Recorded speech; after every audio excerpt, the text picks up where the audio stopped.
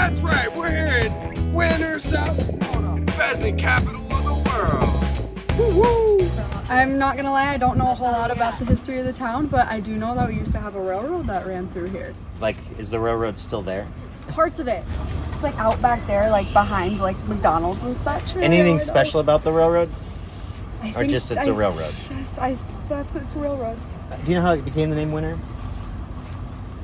Because we're winners. Winners? Okay, we're the winner. Chicken dinner. We could probably give you lots of information about Colome. Whoa!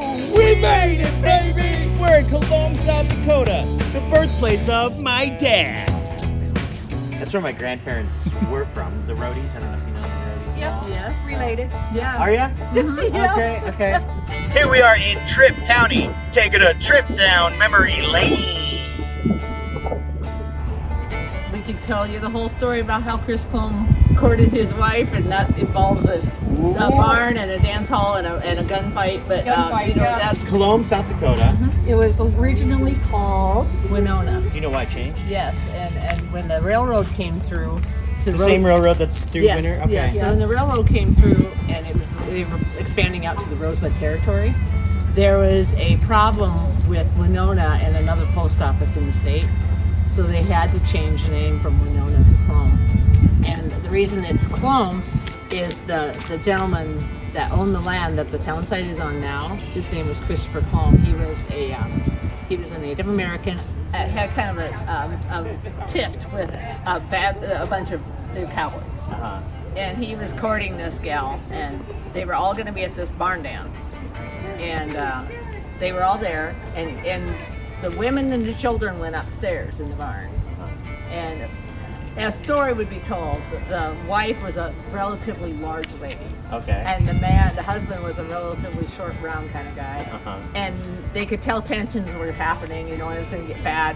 So this is kind of a funny story. And so George, I believe his name was, George Pete. Yeah, George Pete. George Pete. He knew it was going to get bad, so he goes upstairs to get his gun because he was going to stop it, and his wife told him she couldn't go and threw him on the floor and sat on him so he couldn't go back downstairs.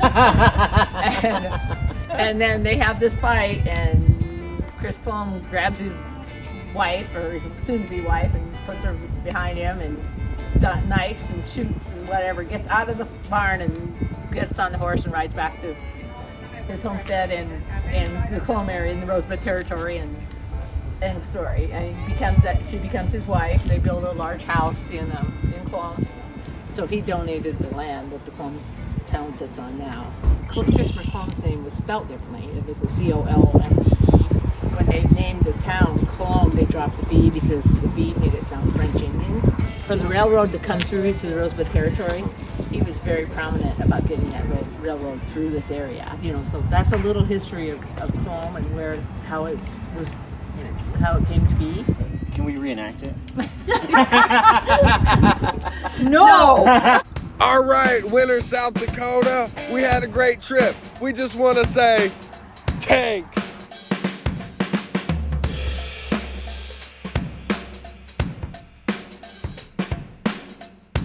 Guess what they call the take after the first take? Take two. Different take. All right, that's all. I'm gonna stop. The gun.